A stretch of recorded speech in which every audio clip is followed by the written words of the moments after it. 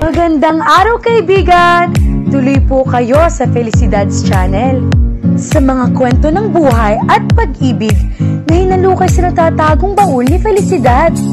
Pero bago po tayo magpatuloy, huwag niyo pong kalilimutan na i-like ang video, i-subscribe ang channel, at i-click ang notification bell para lagi kayong updated sa mga parating pa na upload.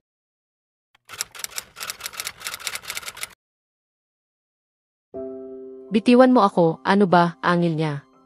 Tumaas ang blouse niya at nararamdaman niya ang init ng mga braso ng binata sa kanyang tiyan. Lian ba ang isasalubong mo sa akin? Nahihimigan niya ng kasiyahan sa tinig nito. Marahan siya nitong ibinaba sa lupa pero hindi binibitiwan. Tara doon sa may batis. Inakay siya nito at nagpatiunang lumakad.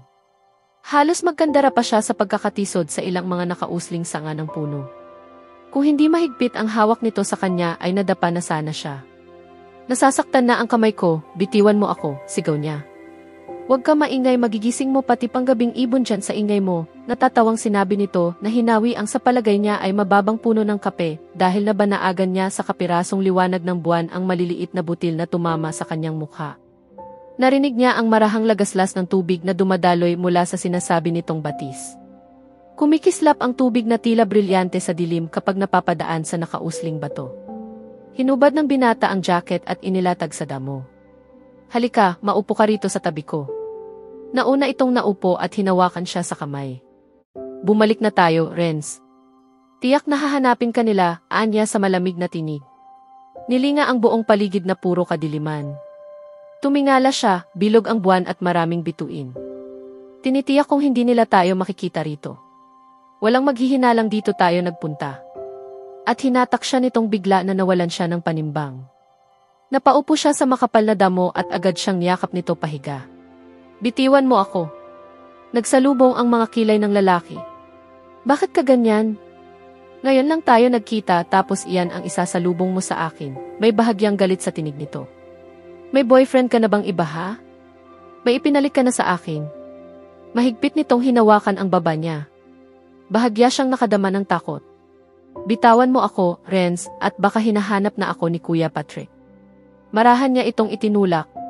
Subalit malakas ang binata at muli siyang inihiga nito, pinipigilan ang kanyang mga braso. O bahala na. At marahas siya nitong hinalikan. Nasasaktan siya. Malaking kaibahan ang halik na iyon sa halik na iginawad sa kanya nito 2 taon ang lumipas. Bagaman may kakaibang init siyang nadama ay nangingibabaw ang takot niya sa ginagawa ng binata. Nagpursigi siyang manlaban at nagpumiglas. At nang pakawalan siya nito ay hinabol niya ang paghinga. Dinama ng dila niya ang mga labing tantiyan niya inamantal. May nalasahan siyang maalat. Dugo kaya ito? Nasindak siya. Galit na galit ako sayo, Renz. Galit na galit ako sayo, sigaw niya na sinabayan ng hikbi. Huwag ka nang umiyak, mahal, bulong niya sa pagitan ng mabibigat na paghinga at niyakap siya. Hindi ko sinadyang halikan ka ng ganoon. Nagalit lang ako sa naging pagtanggap mo sa akin. Ang lamig-lamig mo. Hindi mo aasahang salubungin kita buong pusong pagtanggap at matamis ng ngiti. Matapos kayong maghalikan ni Dayan sa harap namin, pagalit niyang sinabi na pilit bumabangon. Malamig ang damo sa likod niya. Pumuno sa katahimikan ng paligid ang malakas na tawa ni Renz. At nagsiselos ka. Pinagtatawanan siya nito at lalo siyang napika. Mabilis siyang bumangon paupo. Ay kung gaano kita kinasusuklaman. Halika nga, malambing nitong hila sa kanya. Wala kang dapat ipagselos kay Dayan. Wala kaming relasyong dalawa. Matagal nang tapos iyon, di ba? Nanlaki ang mga mata niya. Walang relasyon. Matapos kayong maghalikan sa madla na tila. Hindi niya matapos-tapos ang sasabihin. Mawalang galang na, hindi kami naghalikan, hinalikan niya ako. Kung marunong kang tumingin, baka napansin mong ni hindi nga ako tumugon. Umirap siya. Paano ko malalaman?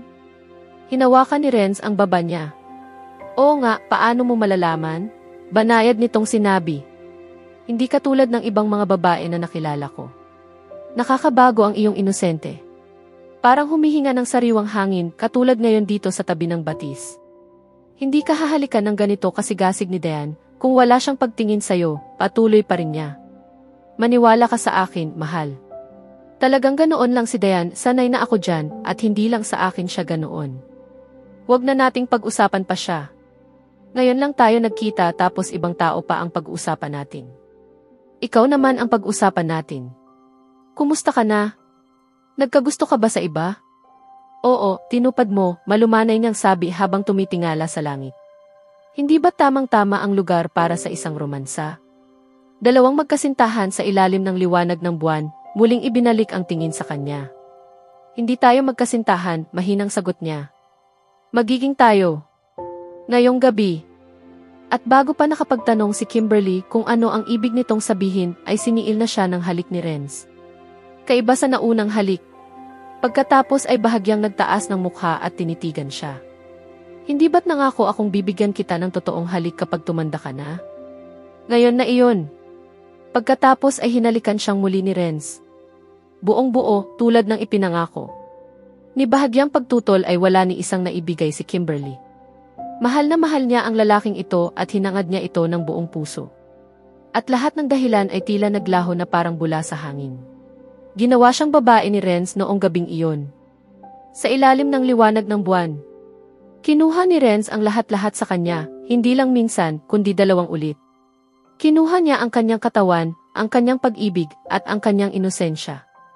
Mahal kita. Bulong ni Renz matapos ang mga dakilang sandali. At mahal din kita, Renz. Tugon ni Kimberly, buong puso. Tumayo si Renz at inabot ang kamay niya. Ayusin mo ang sarili mo. Babalik na tayo sa bahay. Sasabihin natin sa kanila ang tungkol sa atin. Mabilis siyang umiling. Huwag, Renz. Huwag muna, naisip ang pangakong binitiwan sa mga magulang. Maliban doon ay parang napakabilis ng pangyayari. Sa kanila ay hindi dahil nasimulan na nila ang relasyon noon pa man. Pero hindi sa mga kakilala at kaibigan na buong akala ay magkapatid, halos ang turingan nila dahil kay Patrick. Nagsalubong ang mga kilay ni Renz. Sandaling nag-isip. Sige na, 6 na buwan lang akong mawawala. Siguro mga 2 hanggang 3 linggo mula ngayon ay ipapadala na ako ng Arch Pharma Fields sa main office nila sa Amerika para sa karagdagang training. Pagbalik ko, pakakasal tayo. Leon ang napagkasunduan nila bago bumalik ng bahay. Sinabi rin ng binata na kinabukasan ng linggo ay muli na itong babalik ng Maynila dahil hindi naman pinayagan ang pansamantalang pagliban nito. Walang nakapuna sa pagkawala nila maliban kay Dayan na nakabalik na mula sa bahay nito. Hay, saan ba kayo nanggaling at kanina pa ako rito ay di ko kayo nakita, nakangiting salubong nito sa 2. Diyan lang sa tabi-tabi, si Renz ang sumagot ng umiti. Talaga, Renz. Hindi ka pa rin nagbabago. Tapos ay nakangiting sumulyap kay Kimberly. Renz ay likas na kaakit-akit and bolero, Kimberly. Kung ako sa iyo ay hindi ko paniniwalaan alinman sa sinasabi nito. Pasisirain niya ang puso mo, tulad ng lagi na lang niyang ginagawa sa akin. Kaya lang ay sanay na ako rito sa darling kong ito. Tumawa si Renz. Tumigil ka, Dayan, baka maniwala sa iyo si Kimberly. Dapat lang, di ba, Kimberly, matamis nitong ngiti sa kanya. Hindi siya kumibo kundi gumanti rin ang tipid ng ngiti.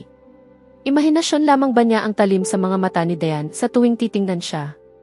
Pero nakangiti ito at mukhang napakapalakaibigan. Maligayang umuwi si Kimberly ng gabing iyon. Halos hindi siya makatulog sa kaligayahan. Binabalik-balikan sa isip ang nangyari sa kanila ni Renz sa batis. Sa loob ng 7 buwan ay magpapakasal na sila ni Renz. Natitiyak niyang hindi tututol ang mga magulang niya kapag nagsabi na si Renz sa mga ito. Talagang na-inspire siya na ang dating subject na mahihirap ay minamani lamang. 1 linggong mahigit pa uli ang matuling lumipas mula nang umalis patungong Maynila sina Renz at Dayan. Sa pagkakataong iyon ay naparamlahat ang naunang panibughong mayroon siya sa babae. Palabas sina Kimberly, Laila at Lilibet sa campus ng araw na iyon nang masalubong nila si Ana sa gate kasama si Dayan. Nagkatinginan ang magkaibigan. Bakit nandito iyan? Hindi ba at nasa Maynila iyan, nagtatakang tanong nila ila. Hindi na nakuhang sumagot ni Kimberly na nagtaka rin dahil nasa harap na nila ang 2. Hello girls. Nakangiting bati nito. Imbitado raw tayong 3 ni Dayan sa kanila ngayon, mga chikas, si Ana sa kanila. Kagabi lang ako dumating. May inayos kasi akong papeles tungkol sa pag-alis ko patungong Amerika. Punta kayo sa bahay mamayang hapon. Mag-barbecue tayo. Despedida ko na rin, paliwanag ni Diane. O ano girls? Tayo-tayo lang daw at ang dalawang kaibigan niyang sina Lina at Riza, si Ana sa dalawa. Nagkatinginan uli ang magkakaibigan. O ewan ko nga eh. Kasi, sabi ni Kimberly na alanganin. Pakiusap. Nagpaluto pa naman ako ng spaghetti. Pakiusap ng dalaga. O sige na nga, sang-ayon ni Kimberly. Dadaanan kita, Laila. Tumango si Laila. Si Lilibeth ay tumango rin. Doon ko na lang kayo hihintaying tatlo dahil mas malapit kina Dayan ang sa amin, si Ana. Sumabay na rin uli si Ana kay Dayan pauwi. Sinundan nila ng tanaw ang dalawa. Kakainis talaga iyang si Ana, si Laila. Pwede naman niyang itanggi tayong apat, di ba? Hayaan mo na. Alam mo naman iyang kaibigan nating iyan, mahilig talaga sa gatherings, sagot ni Kimberly. Ano pa? Maliban sa dahilan lang niya iyon sa mommy niya para tuloy na silang mag-date ng boyfriend niya, natatawang dagdag ni Lilibeth. Ang ipinagtataka ko ay kung bakit tayo ang iniimbita niya gayong hindi naman natin siya kabarkada kahit noon, si Kimberly uli. Hindi bale na nga at nakatango na tayo, sila ila na pinara ang tricycle na natanaw. Halina kayo. Hustong 4:00 ng hapon ay dumating ang tatlo na dinatnan na si Ana doon kausap ng dalawang dating classmates ni Dayan. Kinawayan sila nito. Nasaan si Dayan, si Kimberly na luminga sa paligid. Nasa loob at tinitingnan ang niluluto, si Ana. Oh girls, magkakilala naman siguro kayo ni Nalina at Riza, di ba? Tumango ang tatlo. Minsan na nilang nakasama si Riza noong magpa-party ito sa bahay nito kung saan ay pinauwi sila ni Patrick at Renz. Ilang sandali pa ay nakapalibot na sa barbecue grill ang lahat na nagkakatuwaan. Kahit paano ay nag-enjoy ang magkakaibigan. Mahusay na host si Diane at maraming nakakatawang kwento. Ang ganda naman niyang bracelet mo, Kimberly, walang ano-ano isinabi ni Diane na sa braso niya nakatingin. Patingin nga. At bago pa siya nakakilos ay nahawakan na ni Diane ang braso niya at naalis na nito ang lock. Inilagay sa sariling braso at sinipat-sipat. Bagay, di ba, wika ni Diane sa kanila. Gusto ko kasing ganito ang style na ibigay sa akin ng kasintahan ko. Simple lang. Hindi malaman ni Kimberly kung paano babawiin ang bracelet dahil hindi naman niya gustong mapahiya ito. Mabuti na lamang at hindi nito tinitingnan ang nakaukit dito. Sino ba talaga ang kasintahan mo, Diane? Ang sabi mo ay nagbabalak na kayong magpakasal, usisa na tanong ng isa nitong kaibigan. Nawala sa bracelet ang pansin ni Diane. Ikaw talaga, Riza, kahit kailan. Kaibigan kita at alam mo ang mga sekreto ko, tapos itatanong mo pa. Siyempre di si Renz, sino pa ba? May nalaman ba kayong naging boyfriend kong iba, Aber? Muntik nang mabitiwan ni Kimberly ang hawak niyang barbecue stick. Agad na nagyuko ng ulo upang walang makapuna sa pamumutla niya. Ang tibay ninyo talaga ha? Ngayon ka lang yata nag-stick sa iisang lalaki ha? Si Lina na tumayo at kumuha ng maiinom sa mesa. Si Renz ang kasintahan ko, luka-luka ka na lang kung papatol ka pa sa iba, di ba, Kimberly? Malimit sa inyo si Renz dahil magkaibigang matalik sila ni Patrick. Dapat kilalanin mo ang mga yaman niya, nakangiting baling nito kay Kimberly. Oo, syempre napilitan siyang sumagot. Nawala na ang pansin sa bracelet niya. Parang kumuha ng patalim si Diane at pinaghiwa-hiwa ang dibdib niya. Kailan kayo magpapakasal, si Lilibeth?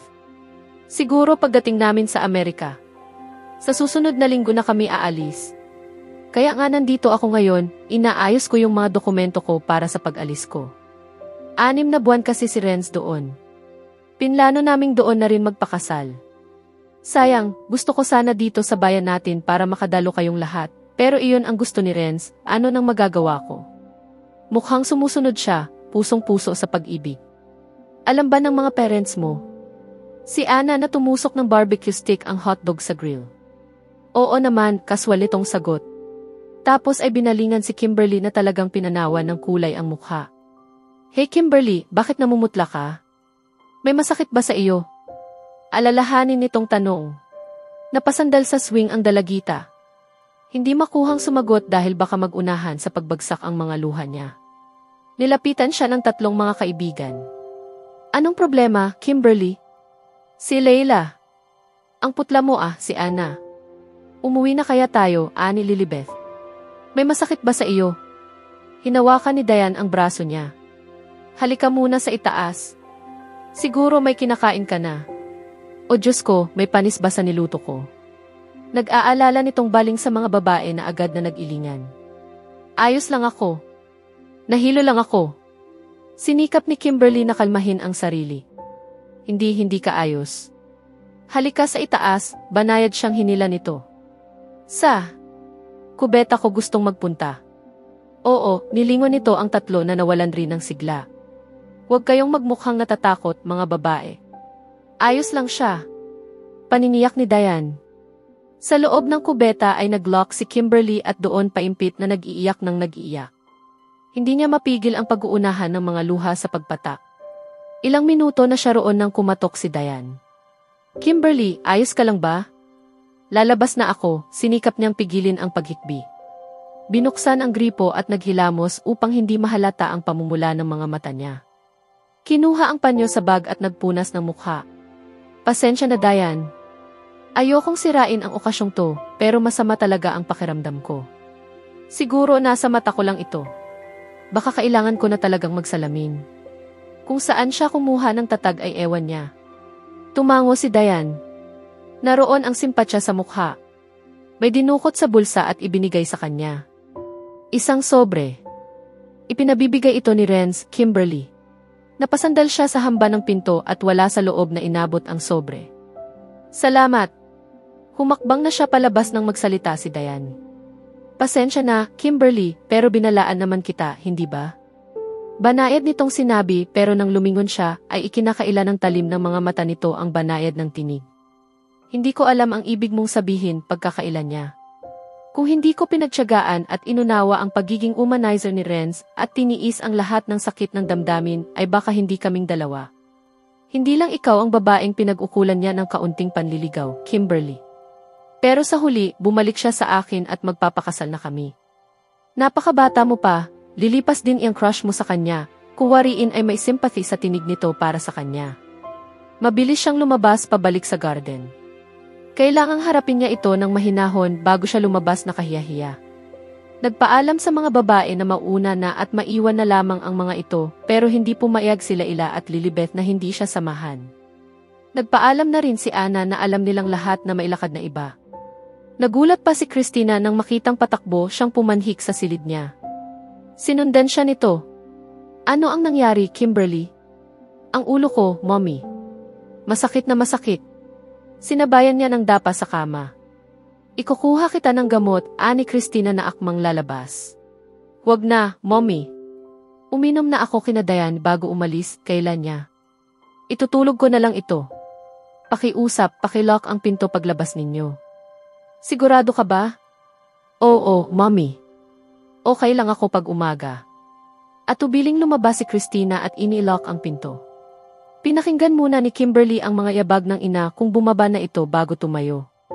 Kinuha mula sa bag ang sobrang ibinigay ni Diane. Nakalagay ang pangalan niya sa ibabaw niyon. Binasa niya. Kimberly.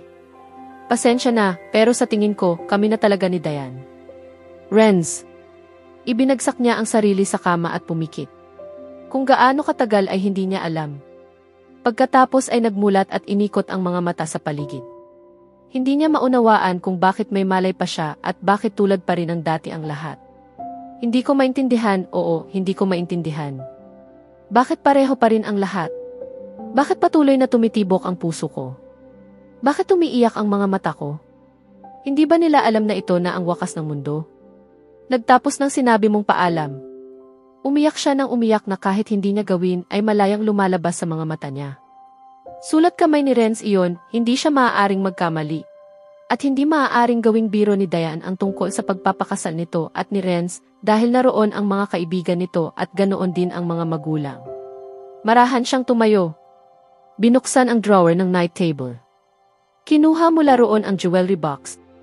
Itinupi ang sulat na puti at inilagay rin doon katabi ng unang sulat ni Renz sa kanya noong graduation day niya sa high school. Kayo'y dapat magkasama palagi.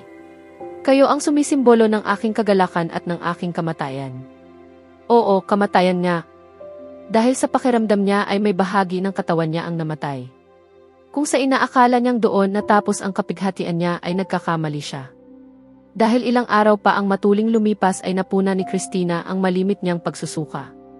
Maliban pa sa malimit siyang uma-absent sa eskwelahan dahil napaghihilo at laging sumasama ang pakiramdam niya. Mayroon ka bang dapat ipagtapat sa akin, Kimberly? Banayad na wika ni Christina na naupo sa gilid ng kama. Malalaman din ng lahat ang nangyayari sa kanya sa malaon at sa madali. Kailangang harapin na niya ito ngayon. Hindi ko alam kung tama ang hinala ko, Mommy. Pero may palagay akong buntis ako, anya na sinabayan ng hikbi. Parang pinanawa ng lakas si Christina. May hinala na ito pero umaasa pa rin baka may sakit lamang ang anak. Ulcer kaya o sa mata? Hindi ang kanyang si Kimberly. Ni hindi nagpapaligaw ang anak ayon sa paniwala nito. Mabait siyang babae. Ano ang nangyari? Kanino, Kimberly? Halos hindi na mutawi sa labi nito ang tanong. Sa simula ay hindi niya gustong sabihin pero magkakaila pa ba siya? Lalong hindi makapaniwala si Christina. Walang dahilan, wala man lamang pahiwatig. Hindi ko alam ang sasabihin, Kimberly, sabi niya nang nanginginig ang tinig. Ito ay isang malaking gulat para sa akin. Paanong nangyari yon? Bakit wala kaming alam ng daddy mo, ng Kuya Patrick mo? Nagpabaya ba kami sa iyo? May guilt sa tinig nito na lalo lamang nagpalakas ng hagulgol niya. Oh, Mommy. Hindi kayo nagkulang. Ako ang nagkasala. Niyakap niya ang ina. Nagkamali marahil kami ng daddy mo nang sabihin naming huwag kang magpaligaw. Nasikil ka, ani Christina sa mapait na tinig makalipas ang ilang sandali. Umailing si Kimberly. Hindi iyon ang dahilan. Mahal ko na siya mula pa noon, simula pa noong walang hanggan. Hindi dahil di niyo gustong paligawan ako. Ako ang may ayaw dahil inilalaan ko ang sarili ko para kay Renz. Ano ang sasabihin ko sa ama at kapatid mo, Kimberly, nanlulumong tanong ni Christina. Sa susunod na kabanata, haharapin ni Kimberly ang mabigat na pa siyang sabihin sa pamilya ang kanyang pagbubuntis. Asahan din ang pagbabalik ni Renz at ang posibleng paglalantad ng katotohanan sa likod ng panlilinlang ni Diane. Kaya abangan natin,